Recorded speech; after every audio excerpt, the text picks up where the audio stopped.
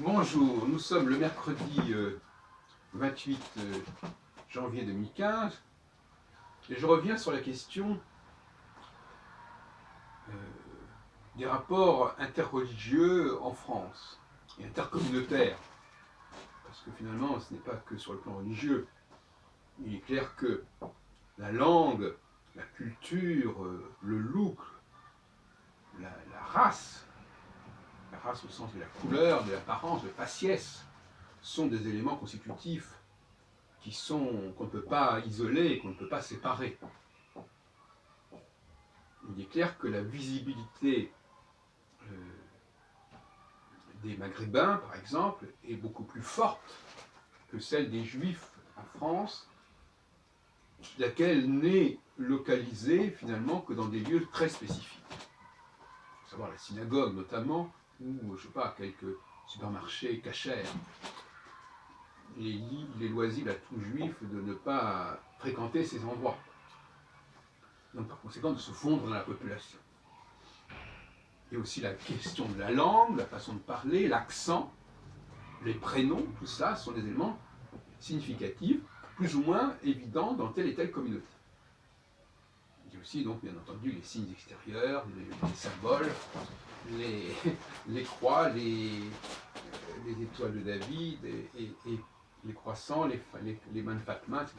Donc tout ça, ce sont des éléments que l'on peut mettre ou pas, que l'on peut mettre en avant ou pas.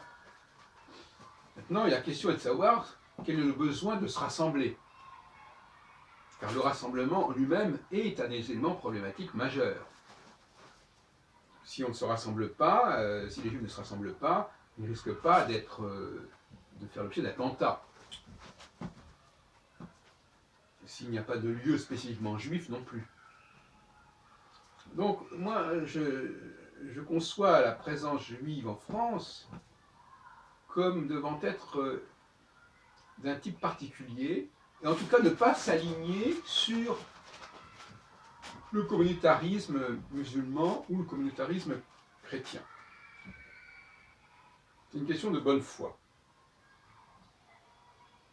Parce que, contrairement à ce qu'on pourrait croire, quand les Juifs ne sont réellement marqués par leur culture que lorsqu'ils vont dans des lieux spécifiques.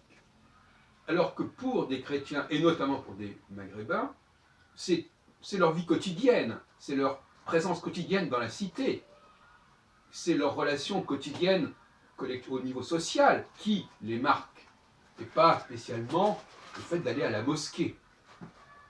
Pour savoir, pour rencontrer des musulmans, il n'est pas nécessaire d'aller à la mosquée. D'ailleurs, la plupart d'entre eux n'y vont pas. De même que la plupart d'entre les Juifs n'y vont pas non plus à la synagogue. Donc, ces critères de visibilité ne sont pas du tout les mêmes selon les communautés. Et donc, nous aurions tort, nous juifs, de donner des leçons de laïcité, comme certains rabbins voudraient le faire, aux musulmans notamment. Je pense que ce ne serait pas de bonne foi de le faire, parce que tout simplement, les sacrifices que nous demande la laïcité ne sont pas les mêmes que pour les chrétiens et surtout pour les musulmans. Il faut être fair-play. La laïcité est presque, je dirais, faite sur mesure pour les juifs. C'est-à-dire qu'effectivement, ce n'est que dans des cas particuliers que leur dimension religieuse, communautaire se manifeste. Donc, par conséquent, ça ne leur coûte pas grand-chose de respecter la laïcité. Pour d'autres populations, où ils sont immergés dans une civilisation chrétienne, où ils sont marqués physiquement par leur façon de parler au quotidien, ça n'est pas du tout le même enjeu. Ça l'était davantage autrefois. Quand il y avait beaucoup de juifs étrangers en France, on les reconnaissait facilement par leur habillement, par leur façon de s'exprimer. Mais aujourd'hui, la laïcité juive, c'est une plaisanterie, parce que je veux dire que ça ne pose aucun problème. Rien n'est plus facile que d'être dans la laïcité. Je ne parle pas de la question des juifs laïcs, c'est encore autre chose, qui est... parce que même les juifs religieux prônent la laïcité, puisque la laïcité laisse entendre qu'on peut pratiquer dans son coin de manière modeste, limitative, sa religion. Les juifs laïcs, eux, ils ne pratiquent pas la religion, mais ils se revendiquent néanmoins comme juifs. Alors, bon, c'est aussi une façon de faire qui n'est pas toujours très claire d'ailleurs. Moi, j'ai suivi cette mouvance assez longtemps. Il y a bien entendu des réunions, des colloques, des choses comme ça, bon, des conférences. Mais il y a des centres qui sont effectivement juifs, laïcs, et qui peuvent tout à fait être la cible d'attentats.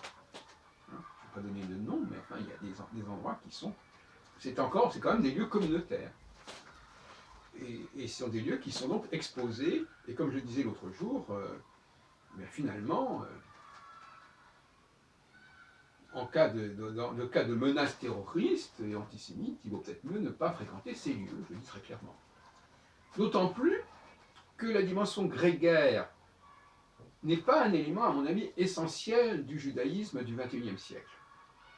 Elle ne l'est pas au niveau de la synagogue, elle ne l'est pas au niveau des rassemblements juifs, elle ne l'est pas au niveau de l'État d'Israël. Ce sont là des cas particuliers qui ne sont pas impératifs. Nous l'avions déjà dit en 1978, il y a 37 ans, quand nous avons fondé le Cercle d'études et de recherche sur l'identité juive. Les modèles synagogal et sionistes ne sont pas impératifs. Mais pas davantage les modèles de rassemblement laïque dans tel et tel endroit.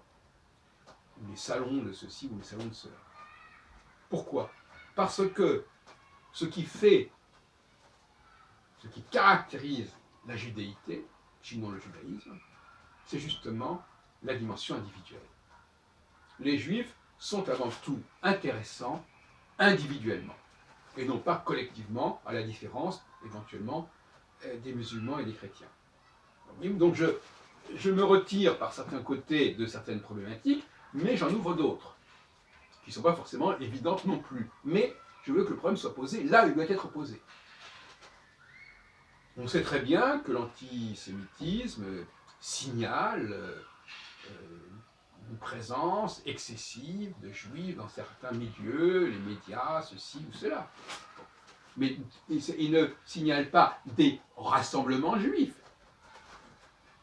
où les gens se seraient donné le mot pour se retrouver à tel endroit, à tel lieu. Non, il dit simplement qu'il y a une présence juive, qui ne se dit pas forcément comme telle, mais qui est, bon, on constate, d'après le nom, que les gens sont juifs, d'origine juive. Alors là, effectivement, là, il y a un vrai débat.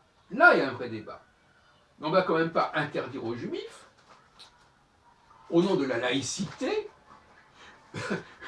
de réussir dans tel et tel domaine intellectuel, économique, etc. Donc là, alors là, il faudrait repenser totalement la laïcité. Si maintenant les individus n'ont pas le droit de s'exprimer et de se réaliser et de s'épanouir dans leur domaine, alors là, où va-t-on? Eh bien, c'est bien là qu'en fin de compte, le vrai non-dit du débat. On voudrait que les juifs, c'est un peu la théorie des quotas qui était pratiquée dans tel et tel pays, n'est-ce pas? Il y ait moins de juifs à l'université, comme on l'a fait pendant très longtemps en URSS notamment, moins de juifs dans tel et tel. On ne va quand même pas faire de la discrimination de ce type en interdisant une certaine proportion de juifs dans tel et tel milieu professionnel. Là, ça serait quand même un autre sujet. Alors si c'était vraiment à ce point-là, là, effectivement, la présence juive en France serait insupportable. C'est ce qui s'est passé sous Vichy, avec l'interdiction des juifs de pratiquer telle et telle profession, d'être dans l'administration, etc.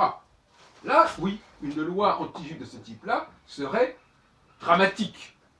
Mais ça n'a rien à voir avec la question de la laïcité.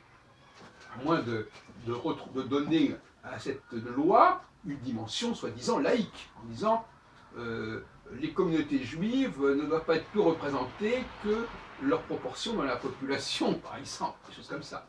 Mais je donne des idées là, je donne des idées un peu loufoques, mais pour montrer que c'est là qu'il y aurait vraiment un problème. Là, oui, il y aurait un problème. Si quelqu'un en arrivait à ce point-là, et quelque part, dans bien des discours qui sont tenus par les antisémites, c'est bien ce point-là qui est quelque part en débat. Donc, évitons ce genre de tracasserie mutuelle. Évitons de reprocher aux musulmans leur visibilité, et ça vaut aussi pour le châle, etc. Et qu'eux, ils ne nous reprochent pas d'être trop présents dans tel et tel milieu professionnel. Ce serait déjà, à mon avis, un équilibre raisonnable. Voilà ce que je propose.